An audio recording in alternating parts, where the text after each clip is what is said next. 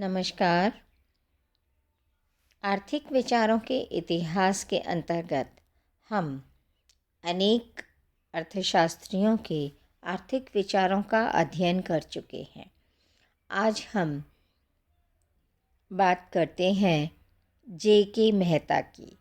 JK. Mehta भारतीय आर्थिक विचारक हैं और इनका जन्म मुंबई में 25 दिसंबर 1901 में हुआ। इनके पिता का नाम श्री खुसरो मंचरजी मेहता और माता का नाम श्रीमती तहमीना के मेहता था। प्रारंभ में प्रोफेसर मेहता की शिक्षा राजनंद ग्राम में हुई और हाई स्कूल पास करके वे म्योर सेंट्रल कॉलेज इलाहाबाद में पढ़ने आए। बाद में प्रयाग विश्वविद्यालय से उन्होंने 1925 में एमए अर्थशास्त्र की परीक्षा पास की।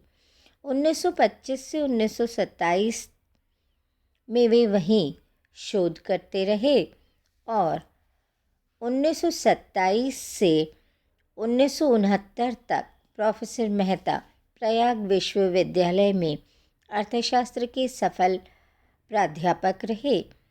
इसी बीच 1930 में उनका विवाह हुआ। अपने अध्यापन क्रम में प्रोफेसर मेहता 1951 में अर्थशास्त्र विभाग प्रयाग विश्वविद्यालय में अध्यक्ष हुए। वहीं अध्यक्ष पद से उन्होंने 1963 में अवकाश लिया। पुनः विश्वविद्यालय अनुदान आयोग दिल्ली के कहने पर यूजीसी प्रोफेसर ऑफ इकोनॉमिक्स के रूप में 1963 से 69 तक उन्हें नामित किया गया।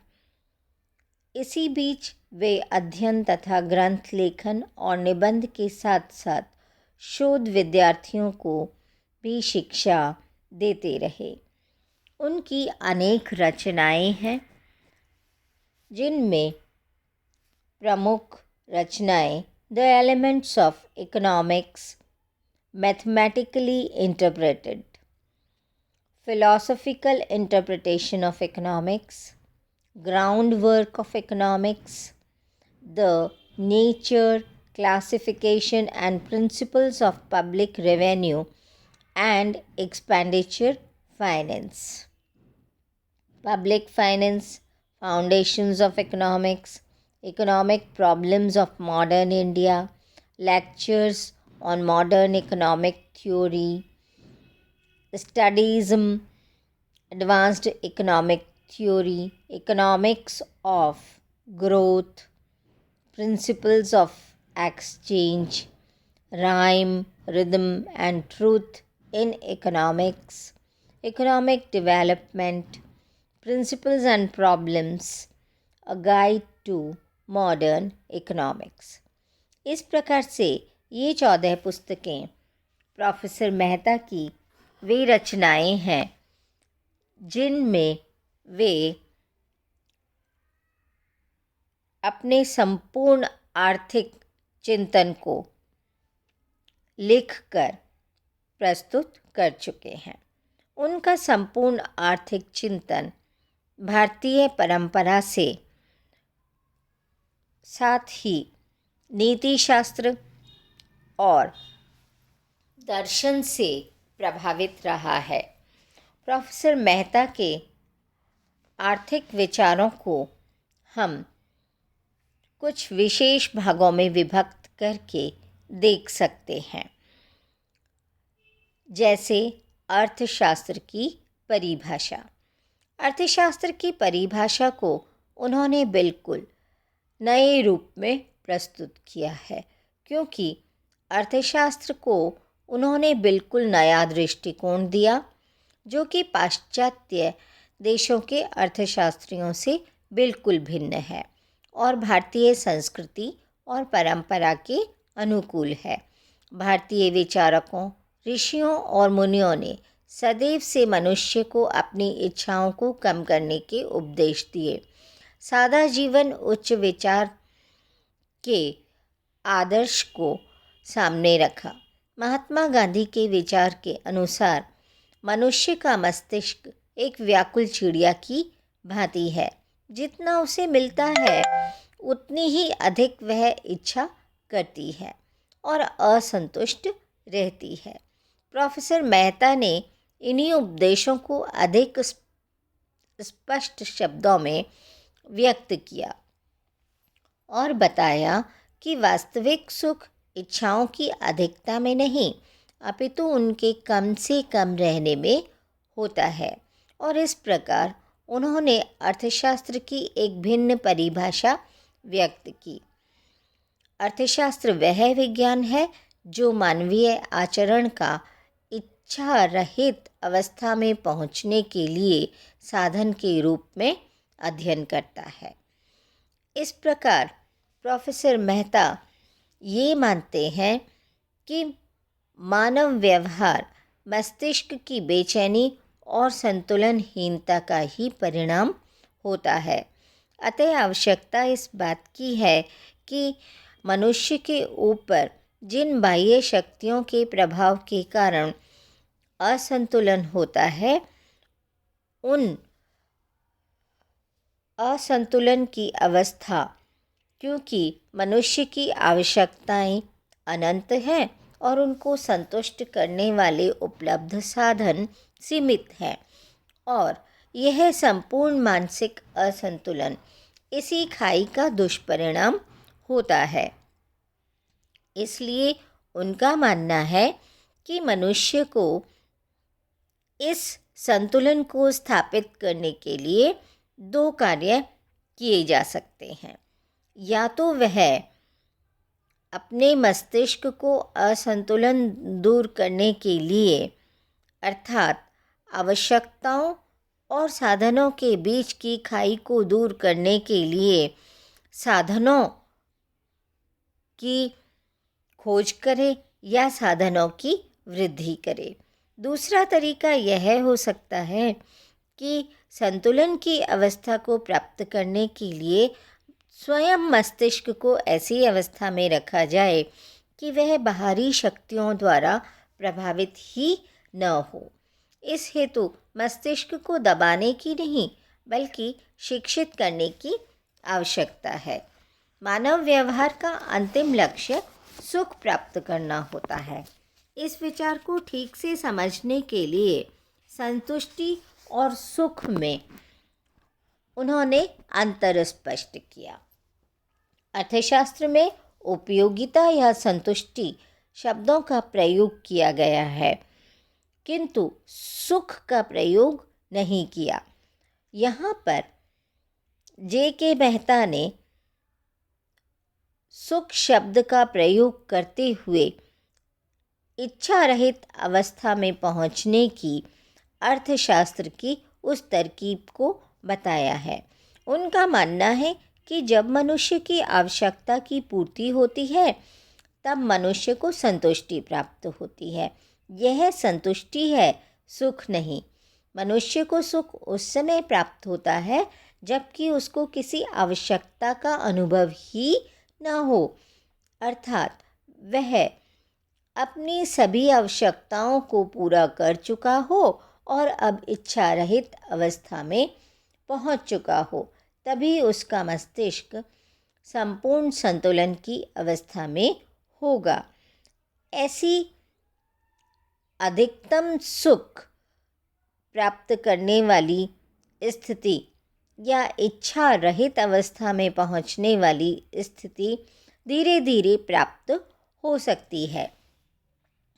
वह अपनी इच्छाओं में से यह चुनाव करे कि कौन सी इच्छाओं को पहले और कौन सी इच्छाओं को बाद में पूरा करना है या कौन सी इच्छाएं वास्तव में पूरी करने योग्य हैं और कौन सी इच्छाएं केवल एक कल्पना मात्र हैं। ऐसे में प्रोफेसर मेहता के विचार यद्यपि दर्शन और नीति शास्त्र के दृष्टिकोण से काफ़ी अनुकूल प्रतीत होते हैं, फिर भी भौतिकवादी युग में उनकी आलोचना की जाती है। निश्चित ही आवश्यकताओं को कम करते रहने के लिए वर्तमान युग में कोई प्रयास नहीं करता, बल्कि सब लोग अपनी आवश्यकताओं को अधिकाधिक बढ़ाना चाहते हैं और ऐसे में वे आवश्यकता विहीनता की स्थिति को कैसे प्राप्त कर सकते हैं। मेहता के दृष्टिकोण को मान लेने पर तो अर्थशास्त्रियों का मत है कि अर्थशास्त्र का अस्तित्व ही समाप्त हो जाएगा। प्रोफेसर मेहता ने अर्थशास्त्र को आदर्श विज्ञान के रूप में व्यक्त कर दिया, और जबकि यह वास्तविक विज्ञान भी है। इस प्रकार की आलोचनाओं के होते हुए भी प्रोफेसर जे.के. मेहता के ये विचार बहुत ही महत्वपूर्ण हैं। व्यष्टिगत और समष्टिगत अर्थशास्त्र का अध्ययन करने के लिए उन्होंने व्यष्टिगत अर्थशास्त्र में वस्तुओं और सेवाओं की कीमतों के निर्धारण की बात कही, और समष्टिगत अर्थशास्त्र में इस बात का अध्ययन किया जाता है कि रोजगार के कुल उत्पादन तथा उत्पत्ति के विभिन्न साधनों का हिस्सा किस प्रकार से निर्धारित होता है। बाजार संबंधी विचारों में प्रोफेसर मेहता ने अपनी पुस्तक में बाजार एक ऐसी स्थिति की परिचायक है जिसमें एक वस्तु की मांग ऐसे स्थान पर होती है जहां उसे विक्रय के लिए प्रस्तुत किया जाए। इस प्रकार क्रेता एवं विक्रेता भी बाजार का निर्माण करने के लिए पर्याप्त हो सकते हैं, किंतु वे वस्तुएं महत्वपूर्ण होती हैं। प्रतिनिधि फर्म संबंधी विचार जे.के. मेहता के एक बिल्कुल नए अर्थ में सामने आते हैं। उनका मत है कि प्रतिनिधि फर्म प्रायोगिक अवस्था में लागू होता है और उनका यह विचार प्रतिनिधि फर्म की परिभाषा को बदल देता है। प्रतिनिधि फर्म वह फर्म है जो उद्योग के साथ साथ उसी प्रकार का विस्तार अथवा संकुचन की प्रवृत्ति दिखाती है जिस प्रकार से उद्योग में विस्तार या संकुचन हो रहा होता है। प्रतिनिधि फर्म केवल उद्योग की सामान्य प्रवृत्ति की द्योतक नहीं है, वरन वह उद्योग में फर्मों के प्रवेश करने तथा निकलने के निर्णय का भी आधार बनती है और सामान्य मूल्य इसी प्रतिनिधि फर्म की लागत के द्वारा निर्धारित होता है। इस प्रकार दीर्घकाल में मूल्य की प्रवृत्ति प्रतिनिधि फर्म की औसत लागत के बराबर होने की होती है। राजस्व संबंधी विचारों में भी कुछ नई दृष्टि देखने को मिली। प्रोफेसर मेहता का मत है कि राजस्व केवल राज्य के मौद्रिक तथा साख संबंधी साधनों तक ही सीमित होना चाहिए। उनके विचार में राष्ट्रीय आय को यथासंभव बढ़ाना ही राजस्व का अंतिम उद्देश्य होना चाहिए। राष्ट्रीय आय में भौतिक साधन ही अधिकतर गिने जाते हैं, परंतु राष्ट्रीय आय में उस समस्त आय की भौतिक तथा अभौतिक गणना भी होनी चाहिए जो जनता को संतुष्टि देने के सामर्थ्य रखती है। इस प्रकार राष्ट्रीय आय में अध्यापकों, वकीलों और डॉक्टरों की मानवीय सेवाएं भी सम्मिलित की जानी चाहिए। उनका मत है कि कर सार्वजनिक आय के प्रमुख साधन है और उनका अर्धविकसित देशों के आर्थिक विकास में विशेष महत्व होता है। राजस्व के अन्य अंगों पर भी उन्होंने तार्किक दृष्टिकोण प्रस्तुत किया। करदान क्षमता, करारोपण के आर्थिक प्रभाव, कर भार विवर्तन और करारोपण में न्याय की समस्या पर भी अपने मौलिक विचार व्यक्त किए हैं। लाभ संबंधी विचारों में प्रोफेसर मेहता के विचारों को हम इस प्रकार से व्यक्त कर सकते हैं।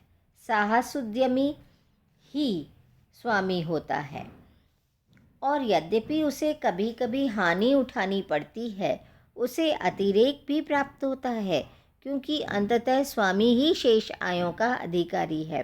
किंतु लाभ की संभावना सदैव ही इतनी नहीं होती कि हानि की आशंका का संतुलन हो सके, और इसलिए जोखिम उठाने में सदैव ही मानसिक शांति का थोड़ा बहुत बलिदान करना पड़ता है, और बिना प्रतिफल पाए यह बलिदान करने को कोई भी प्रस्तुत नहीं हो सकता।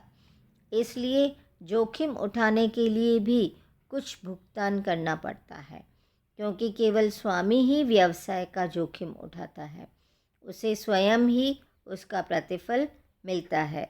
उसी प्रकार जैसे संगठन कार्य के लिए वह स्वयं ही वेदना पाता है, जोखिम उठाने के लिए मिले प्रतिफल को भी उसे ही प्राप्त करना चाहिए, और यह लाभ है। लगान के विषय में प्रोफेसर जे.के. मेहता के मत थोड़े से भिन्न हैं।